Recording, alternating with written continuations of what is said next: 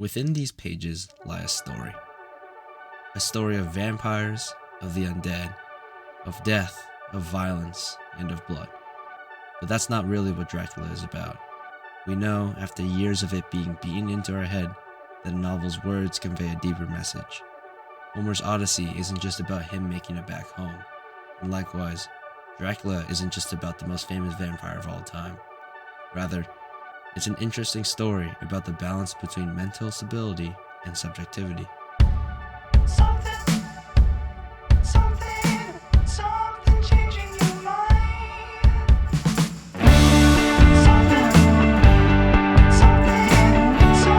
changing your mind. Dracula really pivots around the theme of madness, being comprised of several ordinary, individual accounts with the supernatural. What's interesting about Dracula is the lack of stability or certainty within the text. Just as important as an interesting plot is to a trustworthy narrator, what we can expect from most novels is the reassuring perspective of a reliable narrator, one where we as readers can believe what they say. This is not necessarily true in Dracula. The novel is plagued with bias and perspective skewing as each individual character tries to desperately make sense of the extraordinary events unfolding right in front of them. It's a study in unreliability, where we are asked to question what is objective and what is subjective. In my opinion, this is what makes Dracula so damn compelling, because of the relatable characters and their shared struggle. These are ordinary people trying to deal with unfathomable extraordinary Dracula. The result is a rapid and intense breakdown of the human mind, with paranoia and insanity sweeping through the pages of the novel.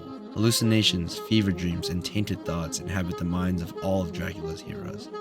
From Jonathan's encounter with the castle brides to Lucy's nightmares, what's interesting about this story is that the reader might not even realize the characters themselves are plagued with madness until the end. Ultimately, we can only experience Dracula through the eyes of the other characters.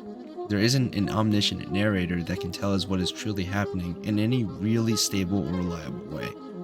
From the reader's perspectives, they are forced to question each character's account of the unfolding events. Did Lucy really die at the hands of Dracula, or was it all of those unsafe blood transfusions? Did Jonathan really see Dracula, or was it his descent into madness? And all of a sudden, you, the reader, become the final character in the book. You are a part of the story now. You are the one plagued with paranoia. The friends you've come to know, who are writing to you within these few pages, your only source of light. All of a sudden, you can't remember if he's real or not. It's almost as if Dracula is beckoning to you from between the pages. And right as you make up your mind to join the characters, right when you were convinced to fight against Dracula, you realize it was never real to begin with. And that's the beauty of the story.